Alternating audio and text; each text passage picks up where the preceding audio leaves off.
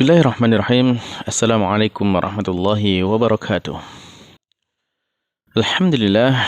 Alhamdulillahilladzi bi ni'matihi tatimmus shalihat. Wassalatu wassalamu ala Rasulillah wa ala alihi wa ashabihi wa mawalah wala haula wala quwwata illa billah.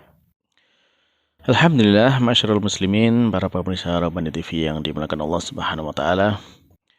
Senantiasa kita bersyukur kepada Allah Subhanahu wa taala atas segala karunia dan nikmat yang Allah berikan kepada kita.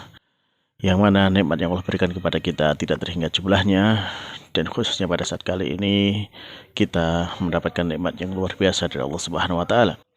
Sehingga dengan nikmat-nikmat tersebut Allah Subhanahu wa taala memudahkan bagi kita, mempertemukan kita kembali dalam majelis kita, majelis yang insya Allah diberkahi oleh Allah Subhanahu wa taala, yaitu majelis tentang bahasa Arab.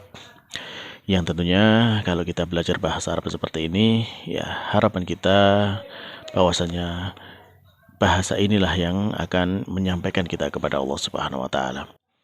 Karena apa? Karena kita tatkala kita bermunajat dalam salat kita menggunakan bahasa Arab. Tatkala kita ingin membaca risalah atau firman dari Tuhan kita membacanya dengan bahasa Arab. Dan tentunya dengan itu semuanya, kalau kita ingin mendapatkan kebaikan dari apa yang kita baca tersebut, ya kita harusnya faham tentang bahasa Arab tersebut. Maka untuk itu para pemirsa sekalian yang dimuliakan Allah Subhanahu wa taala, ya marilah kita ya menata hati kita untuk ya bersama-sama memohon kepada Allah Subhanahu wa taala agar diberikan kemudahan di dalam kita mempelajari ilmu yang sangat mulia ini, yaitu ilmu bahasa Arab. Baiklah para pemirsa yang dimuliakan Allah Subhanahu wa taala, melanjutkan pelajaran kita dari kitab Durusul Al-Arabiyyah li ghairi natiqin biha karya Dr. Fi Abdurrahim, ya, terbitan dari Islamic University of Madinah. Nah, pertemuan yang lalu kita sudah masuk pada pelajaran yang pertama dari jilid yang kedua. Nah, kita sudah sampai kepada latihannya, sampai latihan yang ke-10, dan sekarang kita lanjutkan kepada latihan yang ke-11. Nah, untuk itu, monggo silakan, mari silakan dibuka bukunya halaman 10 ya, latihan ke-11 halaman yang ke-10. Halaman ke-10, nah di latihan ke-11 di sana.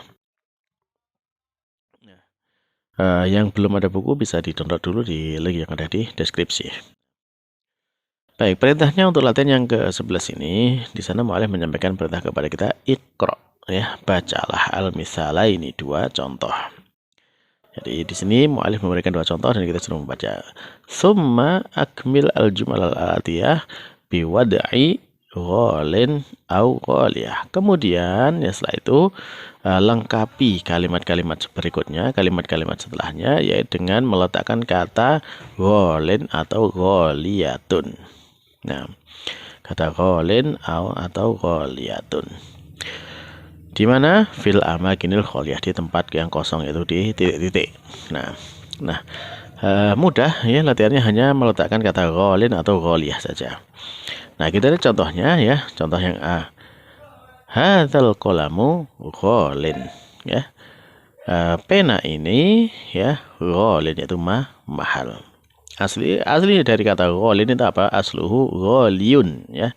Asalnya dari kata ghaliyun, yaitu ya-nya kemudian dihilangkan sehingga menjadi ghalin. Nah, sehingga dalam kata ini aslinya ghal itu ghalin ini aslinya ada ghaliyun. Dia berharokat marfu, ya, tanwin dhammah karena dia sebagai khobar. Tapi kenapa di sini menjadi kasroh ghalin? Karena ghalin ini adalah bentuk ringkas daripada ghaliyun. Aslinya ghaliyun, tapi kemudian diringkas menjadi ghalin. Nah, paham ya? Jadi di sini kalau ditanya kenapa kok dia menjadi majrur atau menjadi kasroh, ya, maka jawabannya bahwasanya ini adalah bentuk ringkasan dari kata aslinya, yaitu ghaliyun, ya, aslinya ghaliyun kemudian diringkas menjadi ghalin. Nah, contoh yang B, yang kedua, hadhis sa'atu ghaliyatun. Nah, jam tangan ini mahal. Nah, di sini bisa kita lihat kata mahalnya ghalin dan ghaliyah arti yang sama-sama mahalnya. Nah, bedanya apa? Bedanya itu ghalin itu untuk benda yang laki-laki, ya, karena di kalimat yang pertama qalamun itu laki-laki, al-qalamu, ya, hadzal qalamu. Maka qalam di sini laki-laki, tidak ada tak marbutohnya. Lalu kemudian yang kalimat B as-sa'ah, ya, dia perempuan, ya, ada tak marbutohnya, maka dibaca dengan gholiyatun sebagai khobar dari as-sa'ah ini. Karena sama-sama yaitu ada tak marbutohnya. Baiklah para pemirsa yang dimiliki Allah Subhanahu wa taala, jadi latihannya tinggal kita meletakkan kata gholin atau gholiyah. Nah, bedanya dilihatnya di mana sesuaikan dengan kata bendanya. Bendanya laki-laki berarti gholin, bendanya perempuan yaitu gholiyah. Baik, langsung saja ya kita baca latihannya satu persatu. Nomor 1 ya. Al-kutubul arabiyyatu ya fi baladina. Nah, ya, kitab-kitab berbahasa Arab, ya, di negeri kami. Nah, di sini jawabannya gholin atau gholiyah. Ya, jawabannya adalah gholiyah. Mengapa gholiyah? Kan di situ al-kutub tidak ada marbutohnya kan? Ya, tidak. Tapi kenapa kok dibaca gholiyah? Ya, karena al-kutub adalah bentuk jamak, ya. Jamak yang mana sudah kita sampaikan dulu pada kitab jilid pertama, ya. Jadi bentuk jamak yang benda yang tidak berakal, ya, maka dia menjadi apa? Muannas, menjadi perempuan, ya. Kullu jam'in ghairu akilin muannas. Jadi setiap jamak yang bukan yang tidak berakal, tidak memiliki akal, ya, maka dia menjadi muannas atau menjadi perempuan. Sehingga di sana khobarnya, ya, al-kutubul arabiyyatu sebagai mubtada, maka khobarnya menjadi tetap marfu, ya. Ya, marfu, dan di sini khobar juga dengan perempuan karena bendanya perempuan. Al-kutub dihitung sebagai perempuan karena dia bentuk jamak tidak berakal. Sehingga jawabannya di sini gholin atau gholiyah.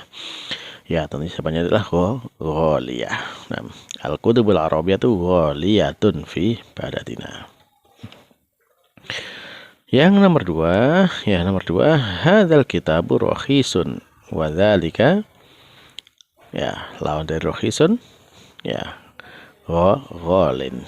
Nah, jadi di sini kalimatnya hadzal kitabu, kitab ini, ya, rakhisun. Nah, coba kita lihat di sini kitab, dia bentuknya tunggal dan laki-laki, ya, karena tidak ada marbutohnya. Tapi nomor 1 tadi karena dia jamak, ya, jamak dan dia tidak berakal, maka disebut sebagai perempuan. Meskipun kalau di tunggal, bentuk tunggalnya yaitu dengan Alkitab, itu juga laki-laki, nah, jamaknya dihitung sebagai perempuan. Sehingga dibaca di sini hadzal kitabu rakhisun wa dzalika gholin. Nah, yang ketiga hadzal mu'jamu bi mi'ati riyalin. Kitab ini mu'jam kamus, ya, kamus ini harganya dengan 100 real. Huwa, maka dia apa, gholin atau gholiyah? Ya, sebenarnya jelas di sini sudah ada kata gantinya, domirnya huwa. Huwa itu untuk siapa? Untuk laki-laki, ya. Maka kata kerjanya juga untuk laki-laki, yaitu gholin. Type yang keempat, hadhil hakimatu. Nah, tas ini ya, tas ini apa? Tas ini apa nama, gholin atau gholiyah? Ya, jawabannya adalah gholiyah. Mengapa gholiyah? Ya, karena apa namanya? Hadhihi itu adalah kata tunjuk untuk perempuan dan hakimah juga bentuknya perempuan, maka sebagai khobarnya juga disebut dengan perempuan. Ya, hadhil hakimatu gholiyatun. Taib. Nah, baiklah para pemirsa sekalian yang Allah Subhanahu wa taala, ya, berarti ini selesai, ya, kita di latihan yang ke-11 dan kita lanjutkan kepada latihan yang ke-12.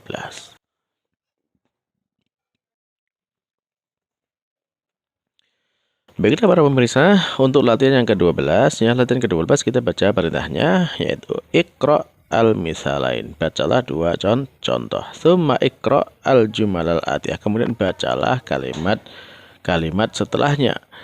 Ba'da dzalika uktubha, dan setelah itu tulislah kalimat-kalimat itu ma'a kitabatil a'dad al-waridah fiha bil huruf, bersama dengan penulisan, ya, angka-angka yang ada dalam kalimat itu, ya, dengan hurufnya, ya bukan ditulis angka tapi ditulis hurufnya. Contohnya bagaimana? Contohnya misalkan di situ ada angka 100, maka di sana disebut sebagai mi'atu rojulin, yaitu 100 laki-laki, atau mi'atu imro'atin, yaitu 100 perempuan.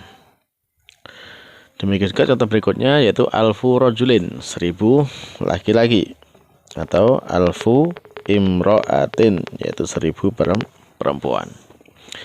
Nah, sekarang kita coba membaca ini ya. Di sini 100 itu dengan mi'atu ya, mi'atu. Kemudian 1000 dengan alfu.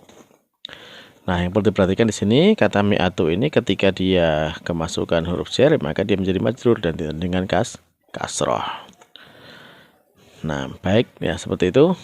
Nah, coba sekarang latihannya dikerjakan terlebih dahulu ya, dikerjakan terlebih dahulu nomor 1 sampai 5 ini, dan insya Allah setelah selesai mengerjakan nanti kita cocokkan jawabannya. Baik, silakan di pause dan dikerjakan.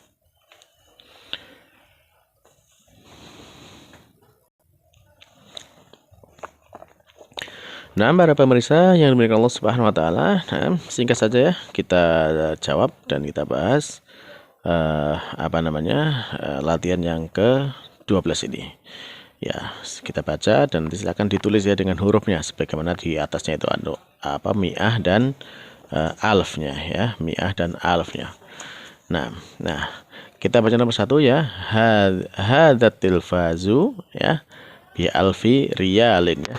Bi alfi, dia dibaca kasroh. Kenapa? Karena ada huruf bi di depannya. Ya, hadzat tilfazu bi alfi riyalin. Kemudian yang kedua ya atau artinya dulu, yang pertama ya, TV ini dengan harganya adalah 1000 real. Pertanyaan kedua, Indi ya, jadi saya memiliki 1000 dolaron, yaitu 1000 dolarin ya, 1000 dolar. Saya memiliki 1000 dolar. Nah, maka di sini 1000 dibaca apa dalam bahasa Arab? Ya, maka dibaca Indi alfu dolarin. Ya, saya memiliki 1000 dolar.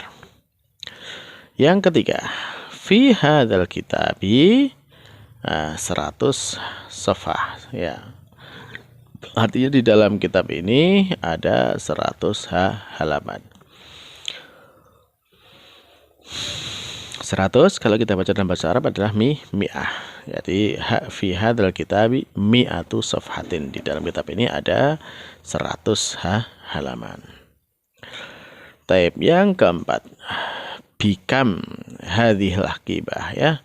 Dengan berapa ya harganya tas ini? Jadi berapa harganya tas ini? Maka dijawab hiya di ya, hiya tas ini bi dengan harganya dengan berapa, yaitu bi mi'ah ya, bi mi'ati riyalin, dengan harga 100 real.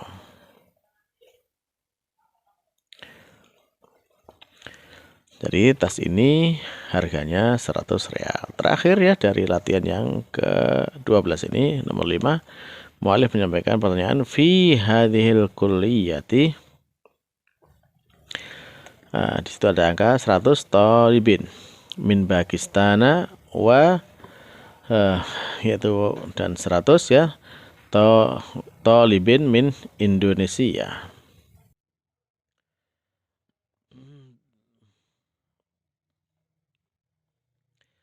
Artinya ya, di kelas ini, kelas perkuliahan ini ada 100 mahasiswa yang dari Pakistan dan 100 mahasiswa dari Indonesia. Nah, maka kalimatnya menjadi bagaimana? Kalimatnya menjadi fi hadhil kulliyati.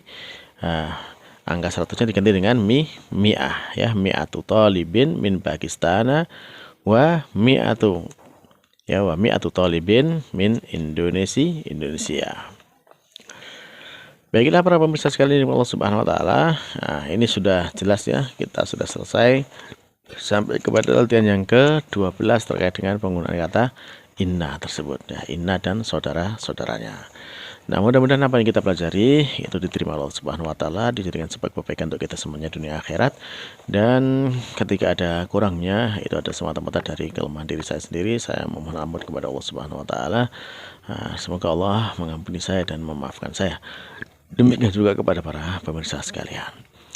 Nah, kita cukupkan dengan doa kafatul majelis. Subhanakallahumma rabbana wa bihamdika asyhadu an la ilaha illa anta astaghfiruka wa atubu ilaik. Wassalamualaikum warahmatullahi wabarakatuh.